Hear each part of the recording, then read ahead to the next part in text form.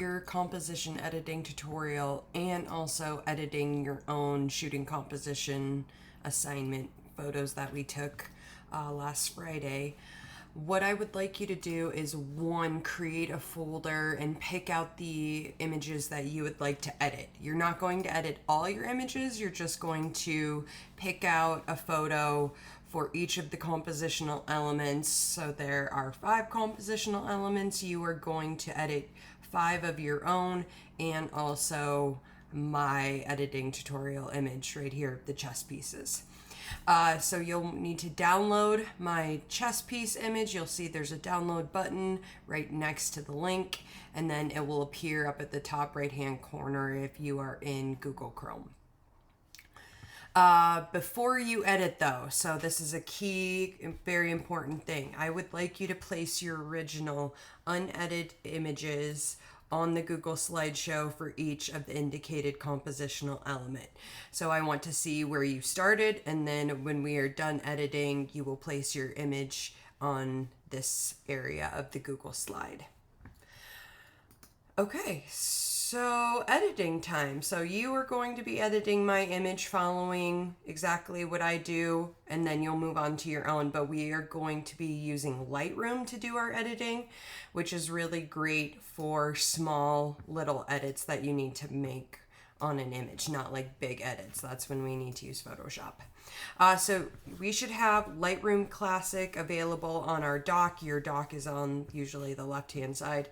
If it's not down in your dock, just go to your Spotlight search, type in Lightroom. Oop, gotta spell it right though. Lightroom, and it will appear.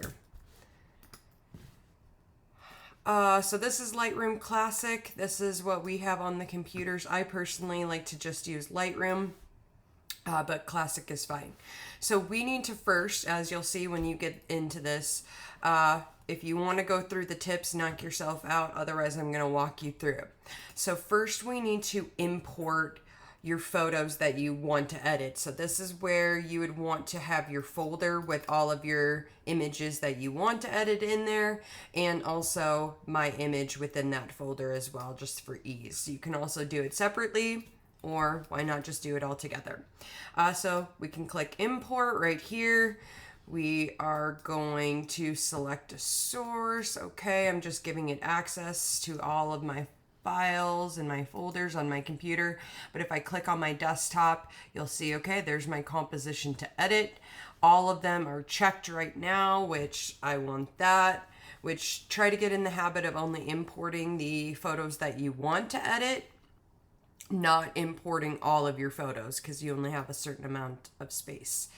So we are going to import, enable everything, and we're all good. So currently we are in our library. So our library hosts and shows all of our folders and our images, but we need to edit. So this is kind of the old-timey, like if you were developing in a dark room, we're going to develop in the Lightroom. Ha ha ha ha, funny. So here as well, tips going through it. This is where we can edit with our develop module. We can navigate different images down here, which is great about Lightroom is it automatically saves. We have our other editing tabs up there. We'll use some of those. Non-destructive, which is really great, meaning it's going to keep our original images as well. Snapshots, which is great. Presets, we will get into all of that. Okay, so we are editing. I'm just gonna hop right into it. X out of this.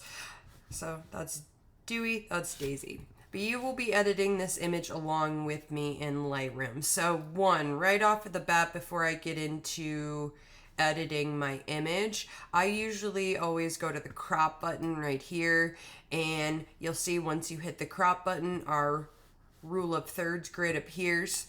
Always in a photograph, get rid of anything that's not adding to our subject. So if it's taking away, easiest way to get rid of it or deal with it, just delete it.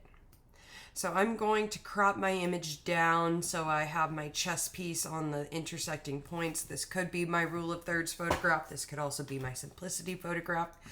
But however you want to do your own crop. It doesn't need to stay the same dimensions. You do whatever you would like. But I really like this position right here, and I'm going to push enter to apply my crop. Also in your image, so before I do any editing, I like to heal anything that's not working away. So there's 3 different modes.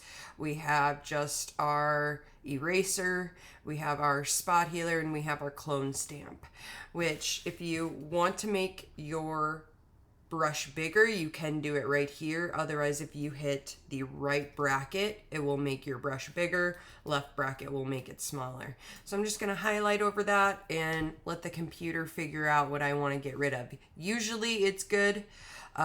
Sometimes it's not, so you might want to go into clone stamp and tell the computer where to clean things up from. So I just click on things, clean things up. That's taking away from my subject, and that I'm pretty good. So I just kind of cleared that bottom like reflection, a spot in the back, and now I'm ready to start editing.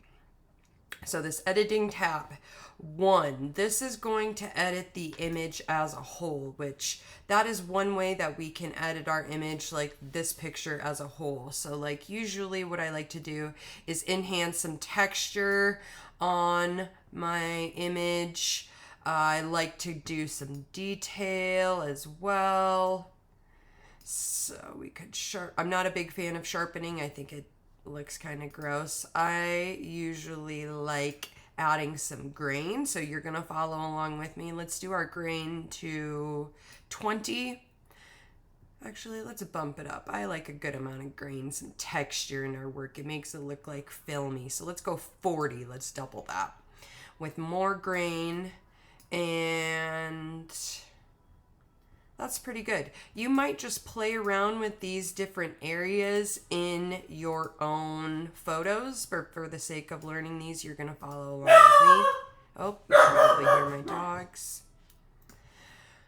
And if I'm unsure of what to edit, I usually just let the computer, I will click auto and see what the computer chooses. And okay, I definitely do not like that. So I'm gonna undo, Command Z. That's one command that you should definitely memorize. Sorry if you hear Daisy. She hears something. So I've just added some grain to my whole photo, bumped up the texture. I kind of like my photos darker, so let's take exposure down to like -0.6. And that's about as much as I want to edit for the image as a whole. So this other tab will deal with getting red eye out of your portraits. We don't have any portraits. Usually we don't have red eyes because we don't use flash, so I don't use that too much. But this last area is one that I love, love, love using. If you can't tell, emphasizing that, it's amazing.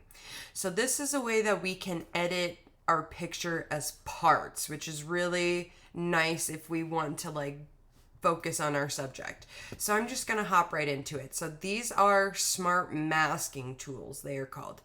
Down below, these are selection masking tools, meaning I make the selection. Up top, the computer makes the selection. If you notice, they didn't find any people, but AI reads your photographs and tries to figure it out to make it easy for selection. But let's see if it can figure out my subject. So I just click that, and it is showing these 2 chess pieces as my main subject, which is pretty good, which I like. So let's adjust just these. So I'm gonna bump up maybe contrast. Let's go 0.6. It was like right there.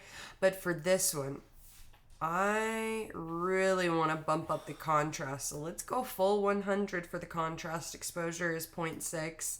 And then let's maybe change the color of these a little bit to make them pop even more. Ooh, yeah, let's go blue chess pieces. Very cool. So I can scroll or hover over and change the hue. Hue is another name for color that I need to adjust. You could use a histogram. You can see the values, literally what's being used. I can also maybe take up the clarity of this one.